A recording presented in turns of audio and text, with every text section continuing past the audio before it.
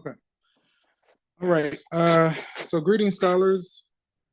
We are now here, right? Or no, we're officially here. This is the last official class. All right. So yeah, we're here. Let me see. You know the spiel, the main points. Um, this week is the reading period, so I think your final exam will become available this upcoming Sunday at 11 a.m. And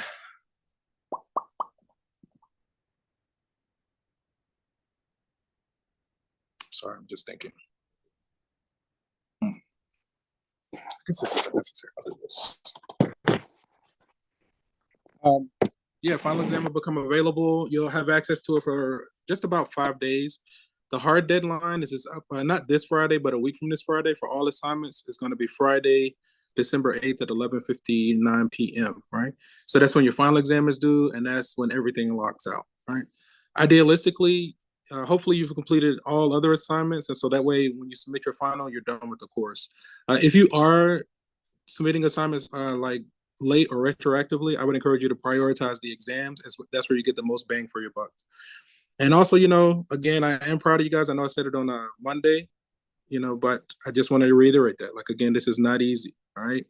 It's simple, but it's not easy, right? It's simple in the fact that just, do the homework. You have unlimited attempts. I feel like it's simple, but it's just not easy because obviously life happens. Math is not for everybody. So doing something like this, especially if you're not like mathematically inclined, which a lot of my students are, this is not a small feat. Not everybody can do it. Everybody doesn't make it through, right? But I try to help as many people as I can, as best I can, within where it can be justified, and I can get the support of my superiors or whatever. So with today, let's take as much time as we can to just review and just try to maximize our time together. So we're going to go ahead and hop over. We'll start with question 68, and just kind of keep working on the study guide. I'll do the best I can with my emails. I'm not good with emails. Like when I'm not with you guys, because I get so many of them, I just like kind of zone out, and I just check it like at the last possible moment, right?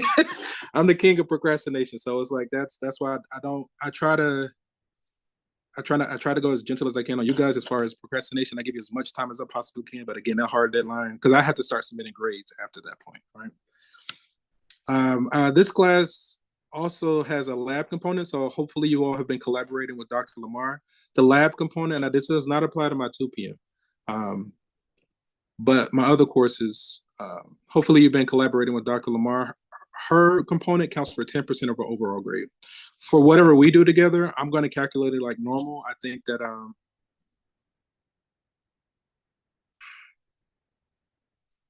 let me see. I think that like your exams, I know that the exams with the final come up to about 80% of our portion, and then the homework counts for 10% of your overall of our portion, and the quizzes count for 10% of our portion. I'm going to get a score there, and then I'm going to scale that to 90%. I'm going to say whatever your normal grade would be, I'm going to say times 0.9, and then I'm going to take the grade from the lab component with Dr. Lamar, whatever grade she posts, I'm going to say times 0.1, right? And that's how I'm going to calculate your final grade. It's still unlimited attempts on all assignments. The system is set to take your highest score. There's only a 10% late penalty, so you can still earn an A- on any assignment. I think that's huge, right? If it were me, I would just do it until I got whatever score I wanted, the highest score possible. And then that repetition is honestly how you learn a lot of this stuff. So, that's how you learn, right? Okay, so I feel like that's enough. Usually, I do teach college algebra too. If you're planning on, if you like this style, this is my favorite way to present it currently. I like to be remote. That allows me to kind of engage multiple students across multiple universities and platforms. I have students all over the world, and but it allows me to kind of have a home base, the unofficial guy in the chair, right? Spider-Man reference, right?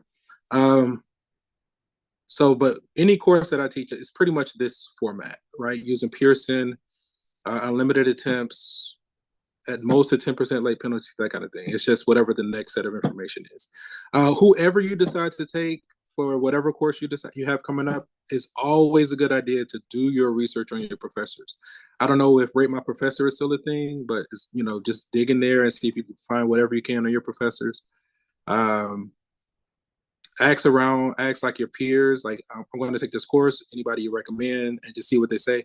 And it's a good idea to have a sense of what to expect from your professors. When I was a student at Morehouse, I definitely was like overzealous. My peers warned me about a professor, but they had warned me about other professors, and I was like, this is not bad. Just do what they say, and it's fine. It's easy, right? But I had this one professor. No, they were right. Like I should have listened to them. He was just like I think he was just old. He was intelligent, but I think he was just old, and he was just like, you know, totally disconnected, right? So it kind of killed my little. Anyway, I'm gonna let that go. Obviously it happened. This is years later, and I'm still like talking about it, but it's okay. But the moral of the story, do your research on your professors, and it's a good idea to have a sense of what you're getting into, and you want to try to align yourself with whatever professors you feel like you have the highest chance of success. Um, you know, so that's the long and short of all of that. Okay, so this question comes from section 2.1, question 37. For this equation, determine whether the graph of the given quadratic opens up or down. Now, we know that one off the bat because the leading coefficient is positive, so that means it should open up. I'm going to just go ahead and submit that one. Okay. Then part B, find the vertex. Now, we have this vertex formula, which is negative b over 2a. So it's going to be 6 over 2, which is 3. Right? So I'm just going to go ahead. I think they want an ordered pair. All right. Type in order pair. So when x is 3, we need to find the corresponding y. Let's see. Oh, come on.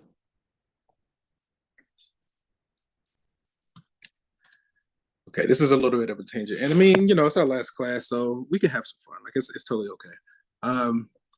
Obviously, I'm a gamer, right? And so that's what I was literally doing right before class. Somehow I timed it. I know when I'm doing a match, I got to give myself at least 34 minutes. And sure enough, right on the money, it finished right within that time. But like when you're playing like a 5v5 battle royale style game, and it's all about cooperation, what do you do when you have like teammates that are just afraid to do anything? Like they choose a role and then they won't do anything. So it's like you either get really, really good and you learn how to fill the missing link, or you learn how to just let shit go, right? And that's a powerful life lesson that I learned, and I'm constantly practicing daily, especially when I game. It transfers into other things, and that I feel like learning how to let shit go saved my life. Right? I definitely had some peers when I was a student. They didn't know how to let stuff go, and they get one bad grade, and they unalive themselves. And I'm like, it's not that serious, right? It's serious, but not that serious, because where there's a will, there's a way. As long as you have a will, there's always some way to get something done. If you're talking to somebody and they're not saying what you want to hear, you're just talking to the wrong person. You always have a choice. You always have a choice, all right? And I mean, if you really want to take it to, I don't, I have some controversial stuff to say there, but it's optimistic. But I know where it can be challenged. But I know that they're okay where they are. But I still don't think that's a good idea. But you always have a choice. There's always some way to get something done. And if you're talking to somebody that they're not saying what you want to hear, you're just talking to the wrong person. Let me check on Zoom real quick. I know we're not done with this one. I just want to see if we're missing. Let me get these gentlemen. Okay, so these two.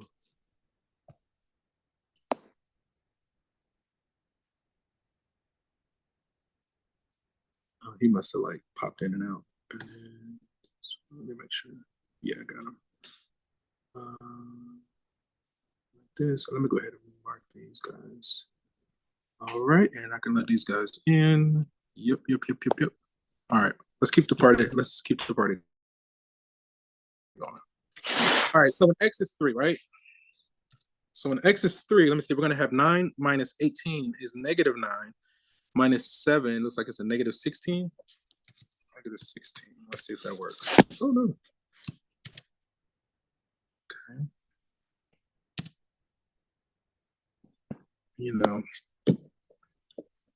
And then also, I just want you guys to be aware that you are important, whether you realize it or not, whether you know it or not. Like, you have a piece of the puzzle of this grand experience we call being a human. There's something unique that each and every one of you have that nobody else has, right? You have a unique perspective, and like, without your input, without your unique energy, we're going to be missing a piece of the puzzle, and we won't be able to solve whatever it is going on here. You could be the one that has like the key piece that transforms the whole game.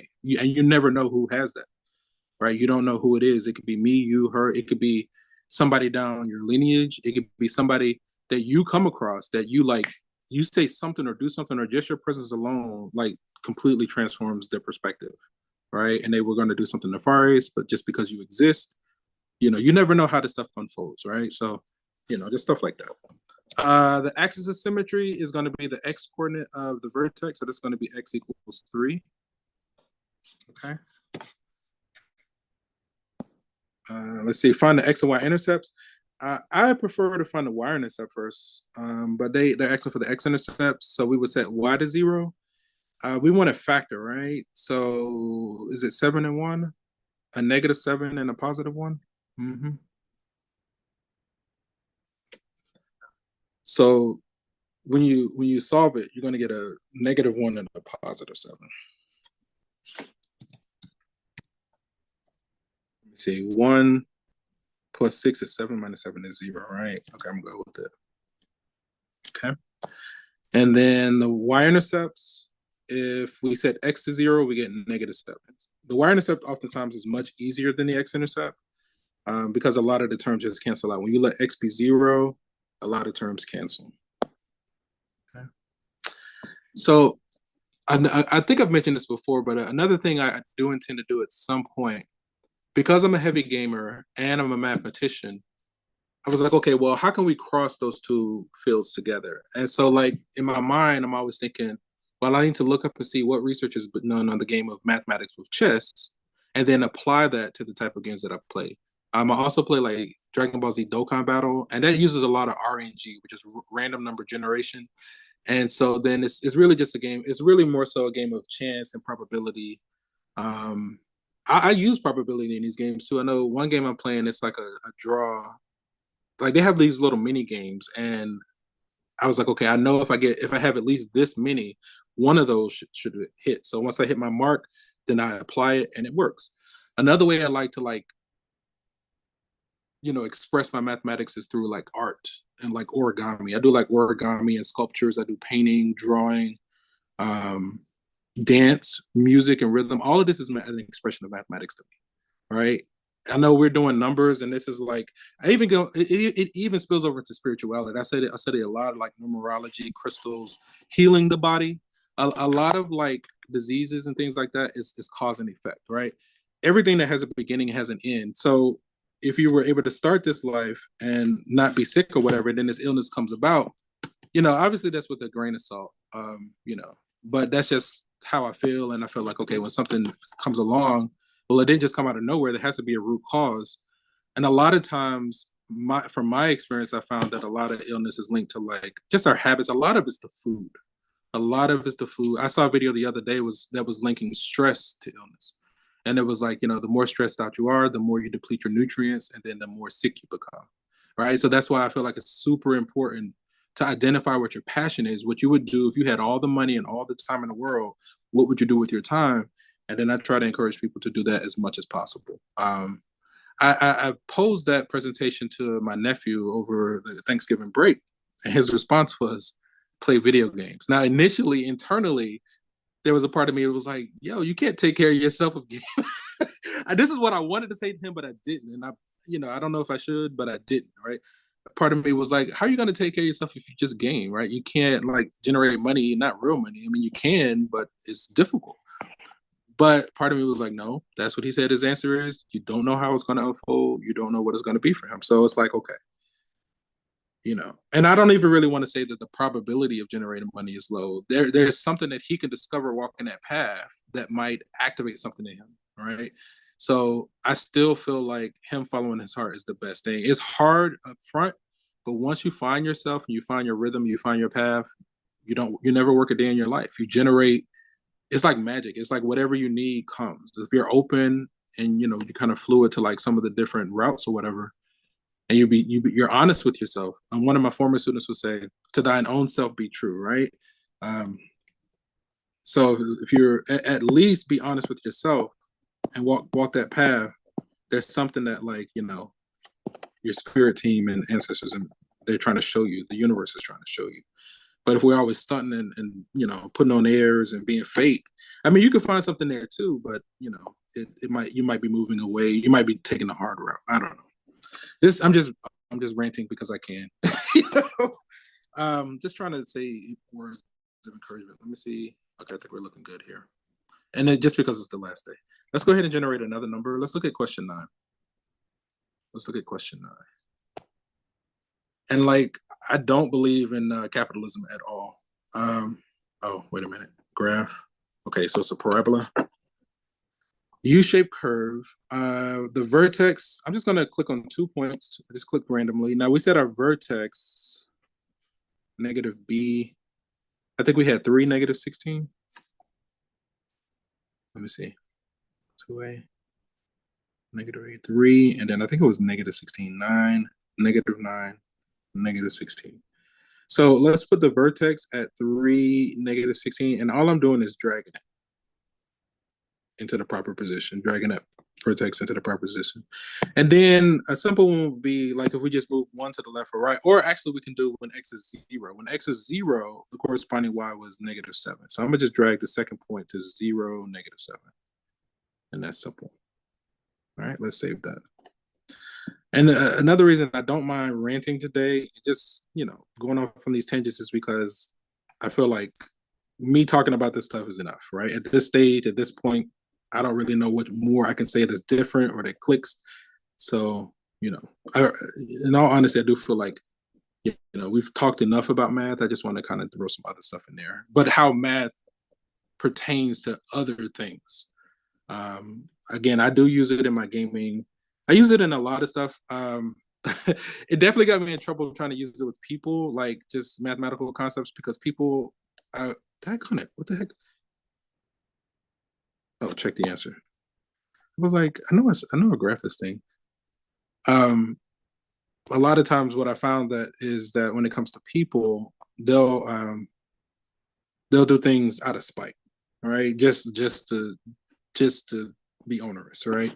Even if you're trying to help them or this, that, and the other, when they just decide that they just don't want to cooperate, you have to, I've learned again to let shit go, and you have to like allow them, you have to honor their divine will, and they have a divine right to choose for themselves, right? And so what I've learned when it comes to like as being a truth seeker, seeking out the truth cannot be told, only realized, right? So it's like, when I started that journey of health and wellness, I was discovering like the effects that meats and the processed ingredients and the artificial ingredients with the dyes, and I was finding out like how this was affecting the body. I got really, really sick when I was a student at Morehouse. I was sick, hospitalized like 2 weeks to months at a time every year around finals, and somehow by the good grace of God, I still graduated on time, not owing any money. So that's when I knew like, okay, I'm here on purpose, right? I'm not going anywhere until it's my time.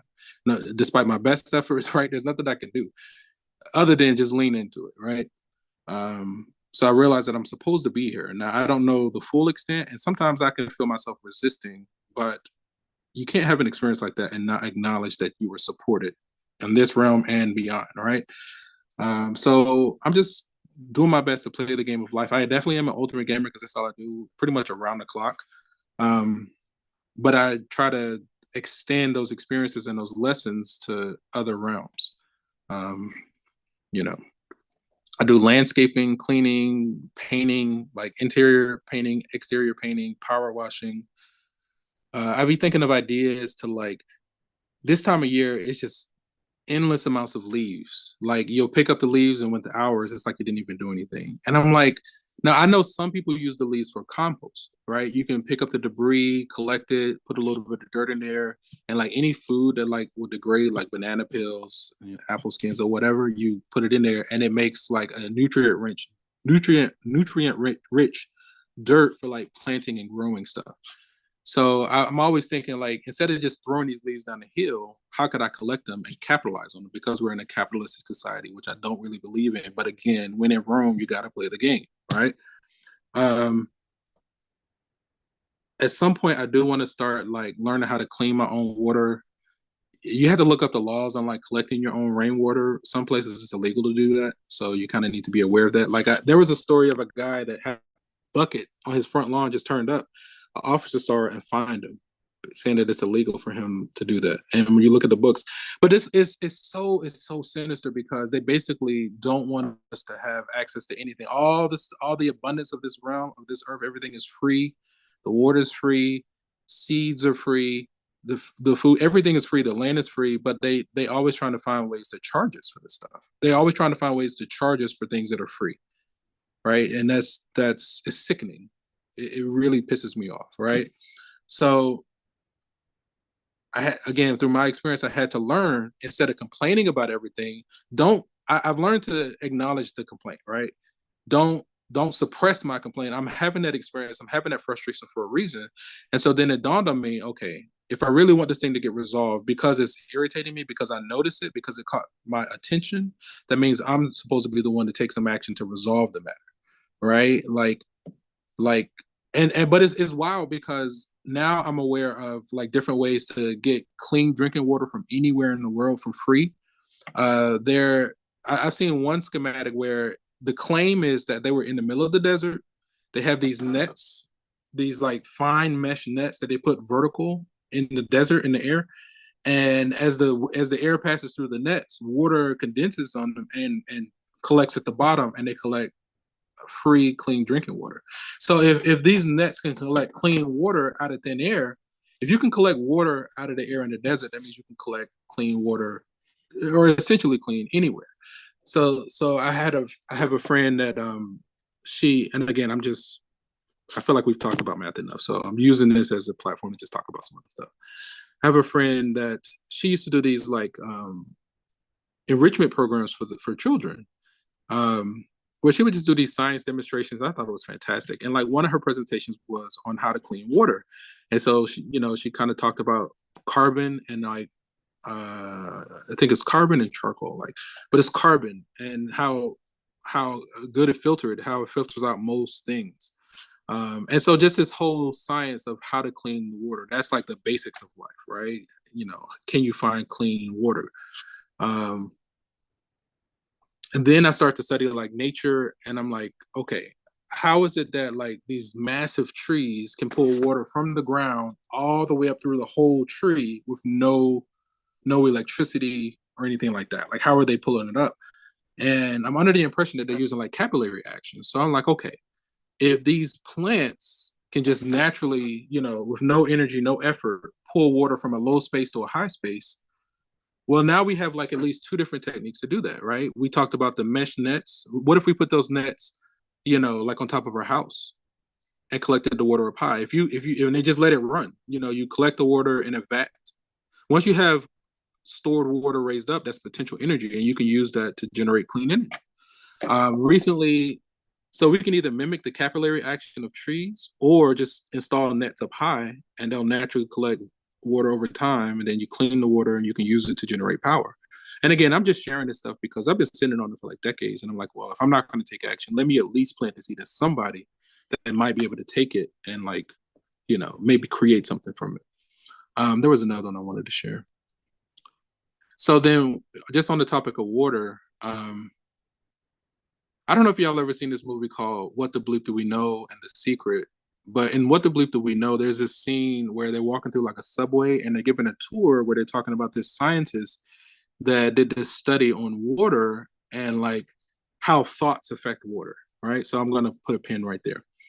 And then we'll come back to that. And then the other story that I just wanted to bring to your attention on water, I've recently seen where people have been making, and I even saw one just like a few hours ago, another one, like a third different version of this iteration, where people are making basically water powered batteries, right? Through hydrolysis.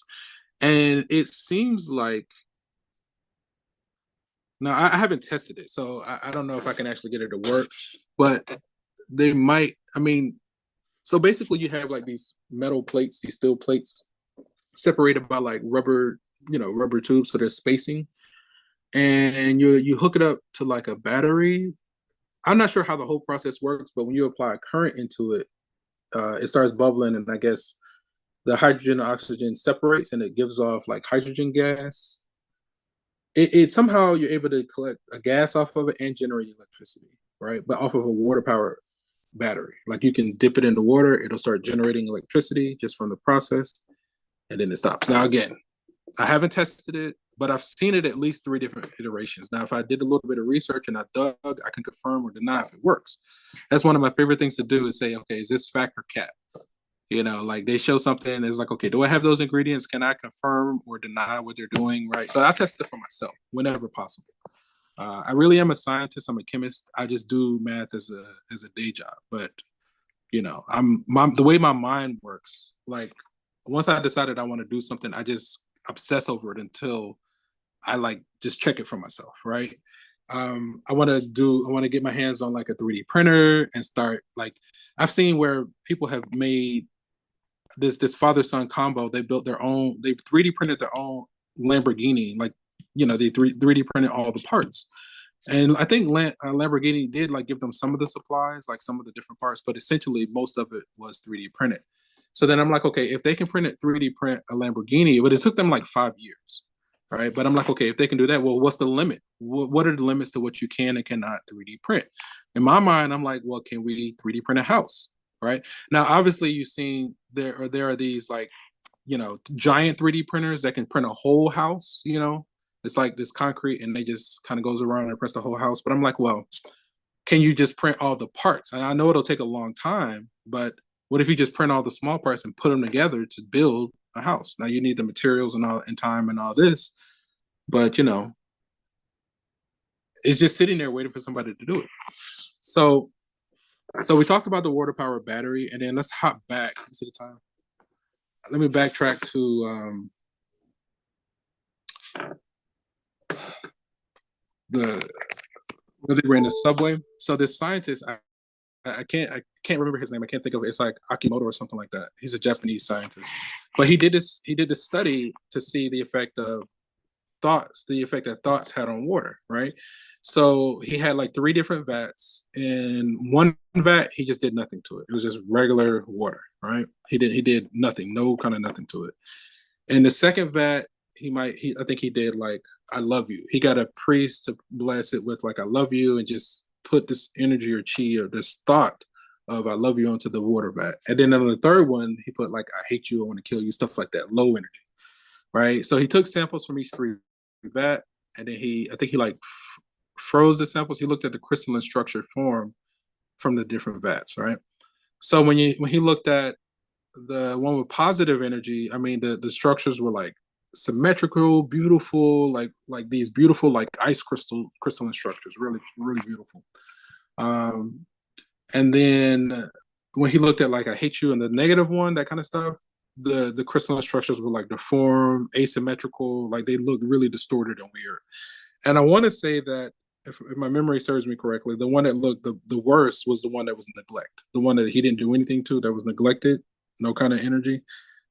It had like the worst crystalline structure. So then his conclusion was, if thoughts have these effects on water and we're 70% water, imagine the effect that thoughts have on us, right? And that can be, and you can, if you just do a search for like water experiment, you'll see it where people have done it with water. There's another version where people have done it with rice, the same little thought experiment, thinking on things. They did it with rice and kind of let it sit over time and see what effect it had. So these are the kind of things that I like to study, right? I always use my imagination. In an ideal world where I had unlimited time, unlimited money, what would I do? Then it took me a while to realize it, but I realized that I'm a creator, right? I'm an inventor, a creator, divine being in that sense. And so I just need to start making things. I have ideas. I have a lot of them. They just kind of keep coming. I'm kind of indifferent about capitalizing on them. I don't really believe in that, because another thing that tends to happen when people make these discoveries as far as like free energy and water power batteries, a lot of times they get unalived by like the people that's in power right now. Like again, because it's a capitalistic society, these companies have a vested interest in suppressing free energy and like things that free people. If we were aware that we can pull energy out of thin air, why would we pay a power bill? If we actually took the time to figure out how to generate our own water and clean our own water, why would we pay a water bill? So they don't want people to be aware of stuff like this so they can keep charging us out the yin yang for everything that's free because they're banking on us being lazy and afraid. All right. So that's the power of like institutions like Morehouse, because these are places where people can actually start to like study these kind of things and like, dive into some of these different concepts and in whatever form. Right. Um, I mean, there's more. There's more. It just kind of keeps going. It just kind of keeps going. But again, energetically, we're in the age of Aquarius, so it's like we're moving. We're in a realm where what that means is that you know there's no privacy. So how they had so much power and they moved in like the shadows and they would lie to us and bamboozle people. Everybody's waking up and everybody's starting to realize that we've been bamboozled, we've been lied to, we've been duped. People starting to realize it. And so these people that have their power in these shadow organizations, they're losing power because they kept their power by staying in the shadows. But the more that people know or are aware of these different concepts and techniques, the less power that they have until we reach a critical mass, right? So again, I'm just doing this because it's the last day.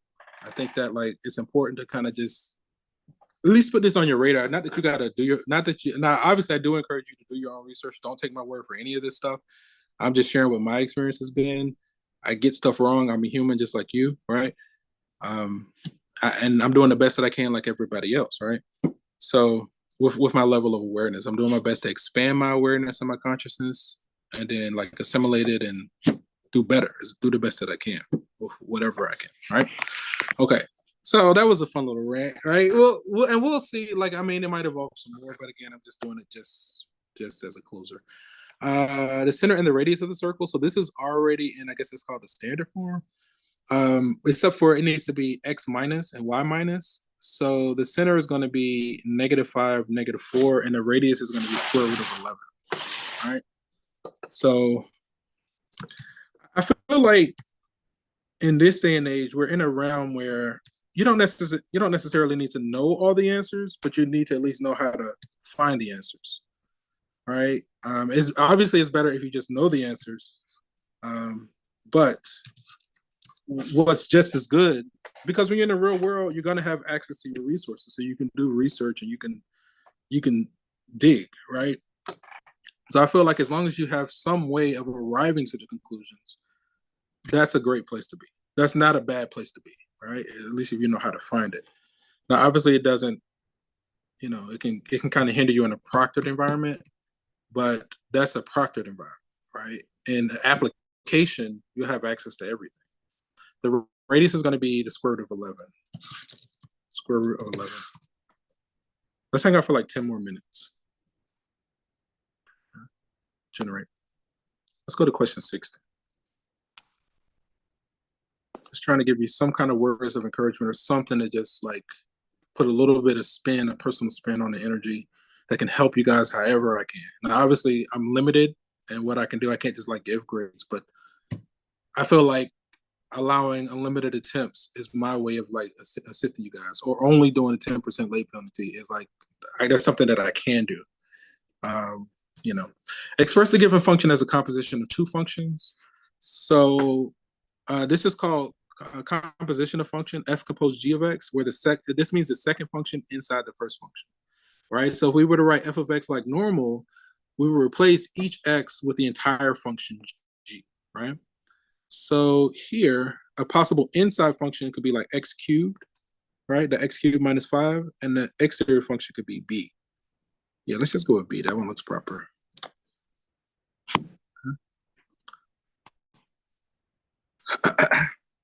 Okay, let's look at question 2. See, I'm losing my voice. I'm almost to my limit. right? I don't know if anybody studies like astrology or this system called human design. Human design is like so trippy. It's trippy. Like I was having all these experiences. I was like, man, why is it that I keep having these experiences? Everybody I come across responding to me this way. It's like, what is going on? And then I'm still part of this organization. I just haven't been in a while. I just kind of went off on my own. But they we used to study the system called human design, and in that system it was explaining everything I was experiencing. I was like, oh, it's not me, that's just the nature of the energy. I was like, okay, let me learn how to work with the energy. But yes, so that helped me too. That helped me on my journey to just get a little bit of perspective, to be a little bit more patient, to be gentle with myself, right? To give myself some grace and allow myself space to just be me. It's okay if I want to be angry or upset or lazy or whatever it is that I want to be. It's okay, right? I have that right as a divine being. That's my right. Now, obviously, being in this room, there's consequences. Like what was that? Key and Peele, consequences. but but I'm in a space where I'm allowing myself and processing and saying, okay, why am I getting upset? What is it that the universe is trying to show me? Do I need to like let something go? Do I need to slow down? Does this need attention? Like, why am I getting this feeling? Like, instead of saying, oh, you're crazy, like, no, you're getting this feeling for a reason. Just slow down, pause for a moment, and ask yourself, like, why are you having this experience? Distance formula, distance between P and Q. I'll put the formula here. I'll take some notes here. So the distance between 2 points P and Q. Oh, come on, P. There you go. That's fine. So the distance between 2 points is going to be the square root. It's going to be what? X sub 2 minus X sub 1 quantity squared plus Y sub 2 minus Y sub 1 quantity squared. Okay. Another, I don't even know what you would call this, but I remember I was given a similar presentation to students in the past. Once upon a time, I used to have this philosophy that like everything happens for a reason, right? Like, it's almost there, but it was still a little bit that was missing with that. And so students were like, well, how do you explain, sexual like when somebody's assaulted or whatever? And I tried to stick to my guns and say that like, oh, the person chose that in their previous life, but it never really set well with me. And so this group the same group that I was talking about earlier offered a rebuttal. Like, this is like years down the line. They were like, well, instead of we chose it and everything happens for a reason, they were like, some things do happen that's unintentional, right? Like when we supposedly choose everything before we come here, some things were accidental. But their response was that our support team, like our ancestors and spirit guides and beings like that, they were like, they're master remixers. So they can take any experience and spin it and make us stronger, right? It basically parallels that whatever doesn't kill you makes you stronger kind of thing. And then like I think I had another friend that would say, life's not getting any easier, or life doesn't get any easier, we just get stronger. Right? Like it doesn't get any easier, but we get more savvy, we get more efficient, we get harder, better, faster, stronger, technological, right? So life doesn't get easier, we just get stronger, we get smarter, we get better, we get faster, we get more efficient, right? On this journey. If you want a good watch, if you haven't seen it, I would encourage everyone I think it's on Netflix, this series called The Good Place. I think they had a fantastic conclusion at the end of it. And basically what it is this series, it's like a comedy. It's a comedy and there's something else blended with it, but it's a comedy where it's following these four protagonists where they've just entered the afterlife. And so they just have some pretty interesting concepts in there. I remember thinking to myself, I was like, okay, if suppose in some world, we're an eternal being, we're all powerful, all knowing, omnipotent, omniscient. We knew everything. We had all power. We lived forever. If we were that being, to me, it seems like boredom would be a real concern for a being like that, right? Like if you had all power, like I know when in the past when I used to play games and it was on God mode, I would get tired of it and I wouldn't want to play anymore, right? Because you knew everything was going to happen. So one narrative is that that's who we really are at our core, and then it's like to me, I was like, okay, if we are these powerful beings like that, then what we experience in this realm makes sense, and to some degree, right? Like, well, we definitely are not bored because we don't know, we don't remember anything. I think I get the impression that like we're gods with amnesia, right? We are these all powerful beings. We just somehow got disconnected and we don't know it. We don't remember it. And so, which is like, that makes sense. Like, it's almost like we're like Thor when he lost his powers, right? And we're just stuck in that realm for a while.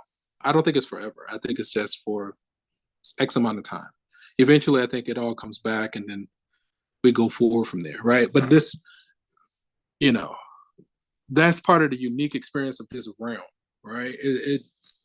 Some people describe this realm like Earth or whatever. It's like a cosmic school. As a school where you learn unique things here. Like we have free will here, but we don't really know who we are, right? And so I feel like in that lack of identity, that explains like our suffering, our strife while we argue and fight with each other. I'm about to wrap this up. One of the quotes goes, if you can't see God in all, then you can't see God at all. Right. And like they were like, when you start to awaken, you start to like notice that essence in everything. You can see like this rainbow kind of thing. And like then like another quote goes, no tree has branches foolish enough to argue amongst itself. Right. Again, I feel like we argue and fuss and fight and we have all this suffering and strife because we don't know who we are. We don't know that we're these divine, infinite beings. We don't know that, oh, that person over there is just me in another lifetime. But there, as time progresses, you start to discover more and more cases of like reincarnation. I was watching a video the other day. This kid was reincarnated and solved his own murder. Like when he became like 2 or 3 or something like that, he was starting able to talk, and like he was reincarnated back into his family, something like that. And then he was like, "Oh yeah, that's where I used to do this and do this." And she was like, "Or can I have my toys?" And like the parents was like, "What?" And they were able to like pinpoint, accurately like what happened to them, who killed them, where the body is, where the murder weapon is. Like, how do you explain something like that? Like, as a scientist, you have to acknowledge that this person was here before. There's no way that youth like that should know that, right? So, this realm is really interesting. It's more than meets the eye. Things are not always what they seem. And so it's really as much chaos is going on. This is still a really beautiful place. And this is a really exciting time to be alive. There's a lot of like, every time I sit and think about it, I get this strong sense that there's a lot of good coming right around the corner. Like if we can just hold on, just let that bullshit kind of like fly past, don't even like just survive, and we're gonna experience like a return to glory. Like that's the sense that I always get. And so with that, we're gonna go ahead and close out the session here. You guys are awesome. You guys are awesome. Yeah. All right. From one beautiful mind to another, guys. Take care. Good luck with everything, and I'll do my best to help you. I'll do the best I can via email or whatever. All right, guys. Take care. Peace.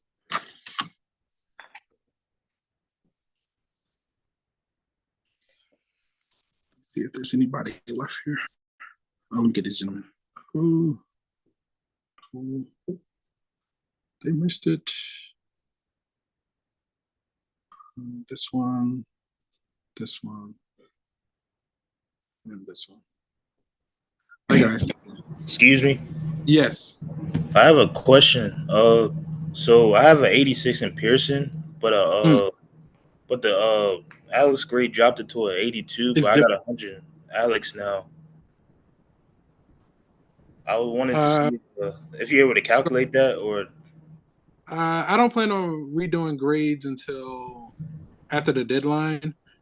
The best thing is if your Alex is high, that's you can just check that off, right? So then, you still have access to like your old assignments. If if you are doing old assignments, I would encourage you to prioritize your exams. All right. As long as you can and it's only gonna take your highest score, so you don't have to worry about it going down. You just want to try to maximize your scores as best you can to create as much cushion as possible in preparation for the final. Okay. Does that make Yeah. All right. Thank you. Uh-huh. Hello? Yes. Okay, so when are we taking the final? The final exam becomes available this Sunday at 11 a.m. and is due the following Friday night at 11:59 p.m. All right, so I'm currently trying to get an A, right? So right now I have a 100 in the ALEX, and I'm trying to get all my Pearsons to at least a 90. If I so I think I got to work on the exams right now, but I think all my homeworks and quizzes are above 90. So how So, close am I to getting an A, would you say? I mean, it's really the exams. You want to try to get those because that's where the bulk of your grade comes from. So you just want to get those as high as possible. Exams? Then and then, when it comes to the final definitely has to be higher than an A. It has to be higher than whatever you're going for. So it needs to be up there. All right. Because if your final is lower, it's more than likely going to bring things down. And the final is on Pearson, right? Mm-hmm. Just like we've done exams 1, 2, and 3. All right, cool. Mm-hmm. All right, thank you. All right. All right, gentlemen. All right. Take care. Good luck with everything. Peace. Peace.